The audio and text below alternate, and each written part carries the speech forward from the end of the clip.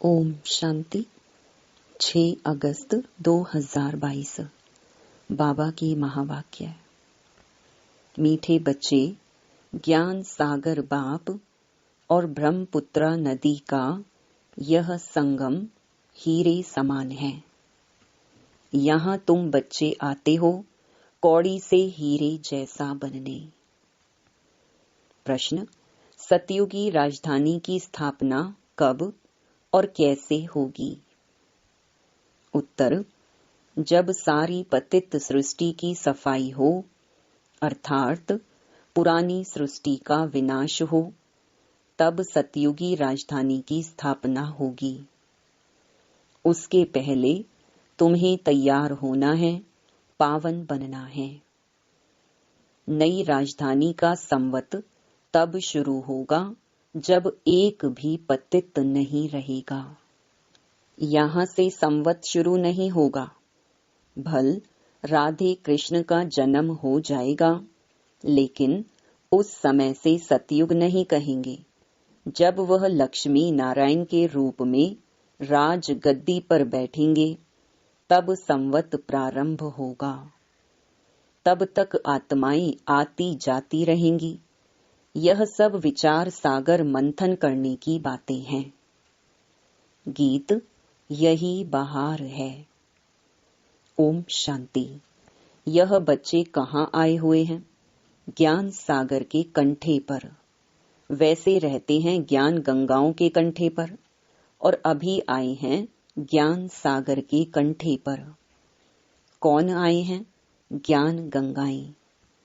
क्या बनने लिए? कौड़ी से हीरे अथवा कंगाल से सिरताज बनने लिए। ब्रह्मा है ब्रह्मपुत्रा और शिव है ज्ञान सागर। यह है ब्रह्मपुत्रा नदी। बच्चा तो है ना, ब्रह्मा वल्द शिव। तुम हो पोत्रे और पोत्रियां। कलकत्ता में सागर और नदी का बड़ा भारी मेला लगता है। वहां गंगा, ब्रह्मपुत्रा और सागर मिलते हैं। ब्रह्मपुत्रा में और भी नदियां मिलती हैं। मुख्य है ब्रह्मपुत्रा और सागर का संगम। उनको ही कहते हैं डायमंड हार्बर। यह नाम अंग्रेजों ने रखा है। अर्थ कुछ भी नहीं समझते, नाम सिर्फ ऐसे ही रख दिया है। बाप अर्थ समझाते हैं। तुम आई हो इस समय ब्रह्मपुत्रा और ज्ञान सागर के पास सम्मुख। वहां भी सागर के सम्मुख जाते हो हीरा बनने के लिए, परंतु हीरों के बदले पत्थर बन जाते हो, क्योंकि वह है भक्ति मार्ग। यह संगम है आत्माओं और परमात्मा का। दोनों इकट्ठे हैं। वह जड़, यह चैतन्य। यह तो कहां भी जा सकते हैं। तो बच्चों को हमेशा यह समझना चाहिए कि ब्रह्मपुत्रा और सागर दोनों इकट्ठे हैं चैतन्य में। यह जैसे कि हीरे बनने का संगम हो गया। तुम हीरे जैसा बनो। यह है ब्रह्मपुत्रा और एडॉप्टेड ज्ञान गंगाएं। यह नदियां तो अनगिनत हैं। उन नदियों का तो सबको मालूम है कि भारत में इतनी नदियां हैं। यह तो अनगिनत हैं। इन ज्ञान नदियों का तो अंत नहीं पाया जा सकता है। सागर से नदियां इस समय ही निकलती हैं। पहले तो ब्रह्मपुत्रा निकलती है, फिर उनसे छोटी छोटी नदियां निकलती हैं। तुम जानते हो, नंबरवार पुरुषार्थ अनुसार। कोई बड़े हैं, कोई छोटे हैं। ये सब मनुष्यों को हीरे जैसा बनाते हैं। ऐसे भी नहीं कहेंगे कि सूर्यवंशी ही महाराजा महारानी बनते हैं। नहीं, यथा राजा रानी तथा प्रजा। तुम सबका जीवन हीरे जैसा बनता है। जो स्वर्ग के लिए थोड़ा भी पुरुषार्थ करते हैं, वह हीरे जैसा बनते हैं। यह ब्रह्मपुत्रा नदी और सागर दोनों इकट्ठे रहते हैं। तुम बच्चे जब आते हो तो अंदर में जानते हो कि हम जाते हैं बाप दादा के पास। बाप ज्ञान का सागर है। फिर प्रवेश करते हैं इस ब्रह्मपुत्रा अर्थात ब्रह्मा में। इन द्वारा हमको हीरे जैसा बनाते हैं। अब जो जितना पुरुषार्थ कर श्रीमत पर चले। यह भी जानते हो जहाँ तक जीना है वहाँ तक पुरुषार्थ करना है। शिक्षा तो मिलती रहती है, इम्तिहान की रिजल्ट तो विनाश के समय ही निकलती है। एक तरफ रिजल्ट निकलेगी, दूसरी तरफ विनाश शुरू होगा, फिर तो हाहाकार हो जाता है। बात मत पूछो, इसलिए विनाश होने के पहले, लड़ाई होने के पहले तैयार होना है। समझना चाहिए बाकी और क्या समय होगा। और यह भी जानते हो कि जब हमारी राजधानी स्थापन होती है तो यह सारी सफाई भी होनी है। तुम पावन बनते रहते हो, वह हैं पतित। सब पतित खलास हो जाएं, हिसाब किताब चुकतू कर सब वापस चले जाएं, एक भी पतित ना रहे, तब कहेंगे पावन दुनिया। तुम इस समय हो पावन, परंतु सारी दुनिया तो पावन नहीं है ना। पावन बनेंगी जरूर। जब विनाश होगा तब सारी दुनिया पावन होगी, उसको नई दुनिया कहेंगे। नई दुनिया का संवत कोई पूछे तो समझाना चाहिए, जब महाराजा महारानी तख्त पर बैठते हैं तब नया संवत शुरू होता है। जब तक नया संवत शुरू हो तब तक पुराना जरूर कायम रहेगा। यहाँ से संवत शुरू नहीं होगा। हम ब्राह्मण भल नए हैं, परंतु दुनिया अथवा सारी पृथ्वी थोड़ी ही नई है। अभी है संगम। कलयुग के बाद सतयुग आना है। हम कहते ही हैं first Prince princess Radhe Krishna, फिर भी हम उस समय सतयुग नहीं कहेंगे। जब तक लक्ष्मी नारायण तख्त पर नहीं बैठे हैं तब तक कुछ न कुछ खिटपिट होती रहेगी। भल राधे कृष्ण आ जाते हैं। देखो, यह हैं विचार सागर मंथन करने की बातें। सतयुग जब शुरू होगा तब संवत शुरू होगा, सूर्यवंशी डायनेस्टी का संवत फलाना। परंतु प्रिंस प्रिंसेस के नाम पर संवत कभी नहीं होता। बाकी बीच के समय में आना जाना होता रहता है। छी मनुष्यों को भी जाना है, कुछ न कुछ बचे हुए तो रहते ही है ना। जो भी बचे हुए होंगे वह भी वापस जाएं, टाइम लगता है। यह कौन समझाते हैं? ज्ञान सागर भी समझाते हैं, तो ब्रह्मपुत्रा ज्ञान नदी भी है, दोनों इकट्ठे समझाते हैं। वह कुंभ का मेला तो वर्ष वर्ष लगता है। यह कुंभ का मेला सागर और ज्ञान नदियों का मेला तो संगम युग पर ही होता है। तुम बच्चे कहेंगे हम जाते हैं मात पिता व ज्ञान सागर और बड़ी नदी के पास। बाबा हमको इस बड़ी नदी और इन नदियों द्वारा वर्षा दे रहे हैं, अर्थात हीरे जैसा बनाते हैं। कुंभ के मेले में कितना खुशी से, बड़ी शुद्धि से जाते हैं और वहाँ मनसा वाचा कर्मणा पवित्र रहते हैं। वह है जड़ यात्रा। यात्री अपना कल्याण करना चाहते हैं। पंडों का इतना कल्याण नहीं होता है जितना यात्रियों का। पंडे लोग तो पैसा इकट्ठा करने जाते हैं, उन्हों की इतनी भावना नहीं होती जितनी यात्रियों की रहती है।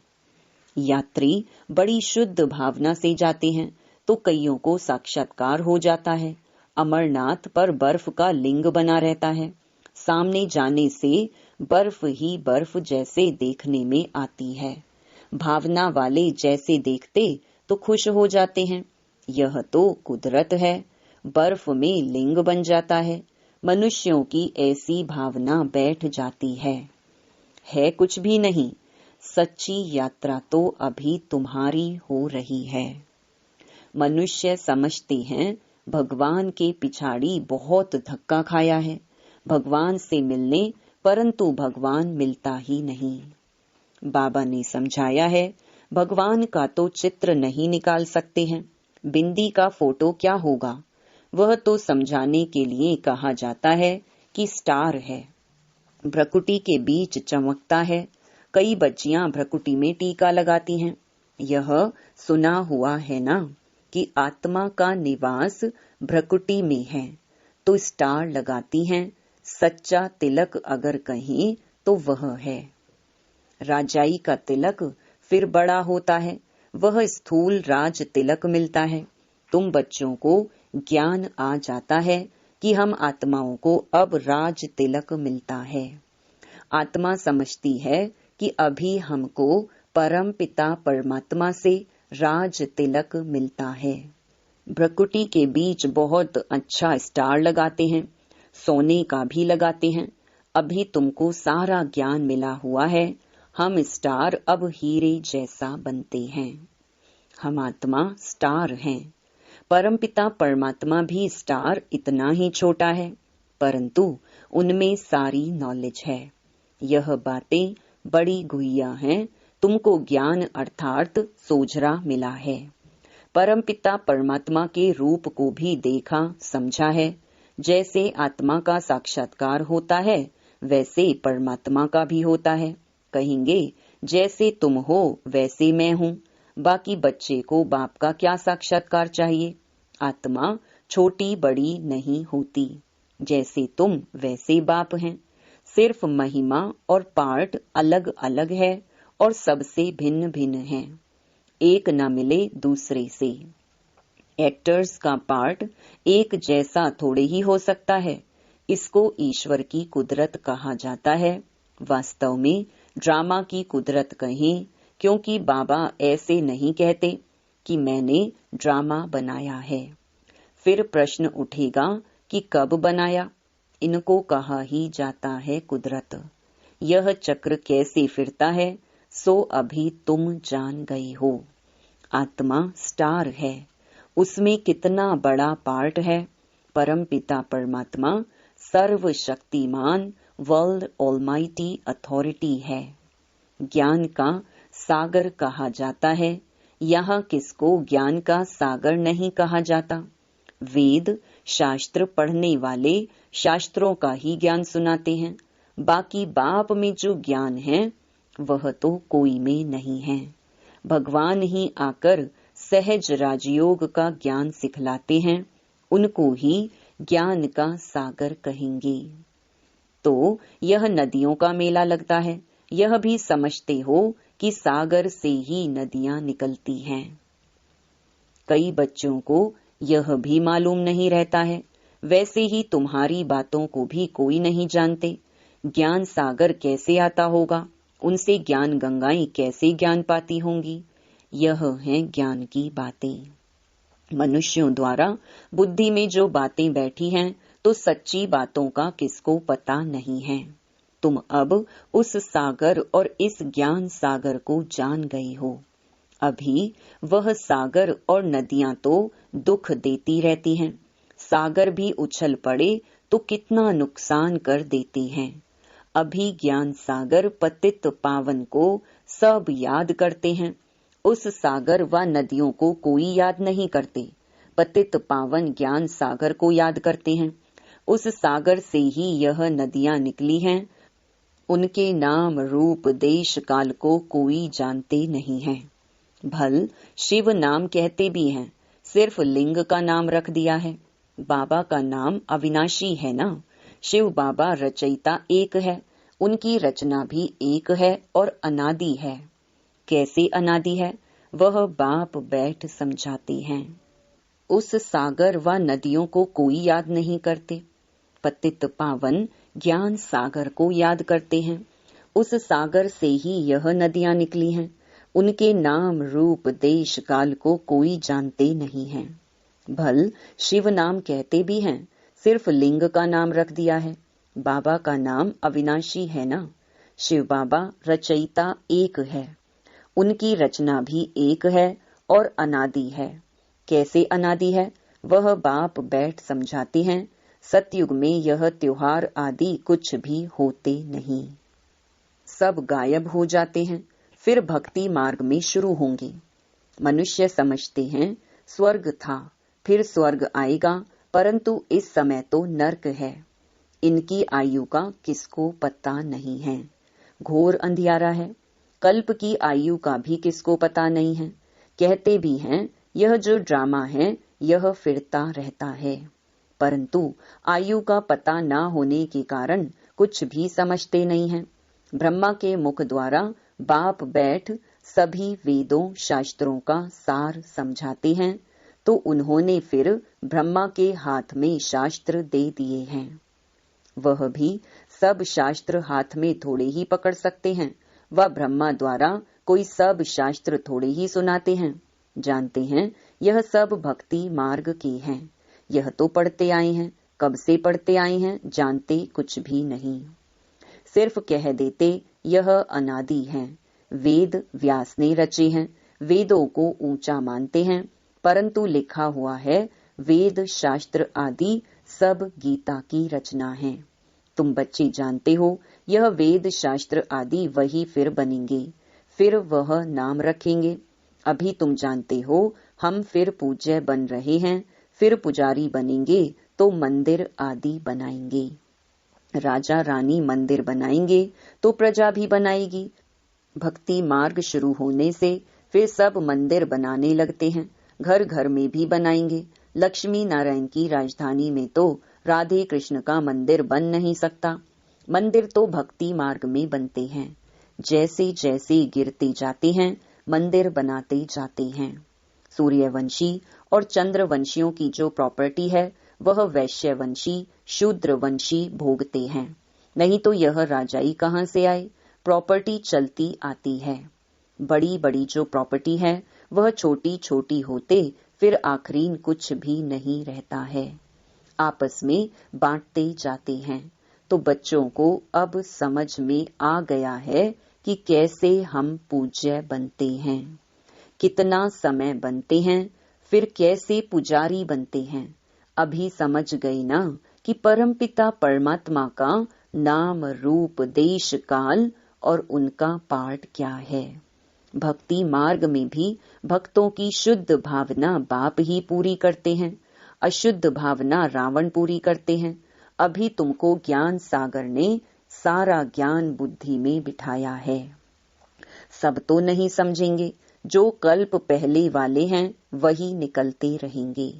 अच्छा, मीठे मीठे सिकिलधे बच्चों प्रति मात पिता बाप दादा का याद प्यार और गुड मॉर्निंग। रूहानी बाप की रूहानी बच्चों को नमस्ते। धारणा के लिए मुख्य सार। पहला, जब तक जीना है पुरुषार्थ करते रहना है। बाप की शिक्षाओं को अमल में लाना है। बाप समान मास्टर ज्ञान सागर बनना है। दूसरा, रूहानी पंडा बन सबको सच्ची यात्रा करानी है, हीरे जैसा बनना और बनाना है। वरदान, श्रेष्ठ और शुभ वृत्ति द्वारा वाणी और कर्म को श्रेष्ठ बनाने वाले विश्व परिवर्तक भव। जो बच्चे अपनी कमजोर वृत्तियों को मिटाकर शुभ और श्रेष्ठ वृत्ति धारण करने का व्रत लेते हैं, उन्हें यह सृष्टि भी श्रेष्ठ नजर आती है। वृत्ति से दृष्टि और कृति का भी कनेक्शन है। कोई भी अच्छी व बुरी बात पहले वृत्ति में धारण होती है, फिर वाणी और कर्म में आती है। वृत्ति श्रेष्ठ होना माना वाणी और कर्म स्वतः श्रेष्ठ होना। वृत्ति से ही वाइब्रेशन वायुमंडल बनता है।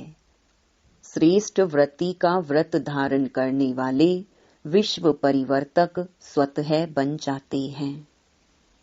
स्लोगन, विदेही व अशरीरी बनने का अभ्यास करो तो किसी के भी मन के भाव को जान लेंगे। ओम शांति।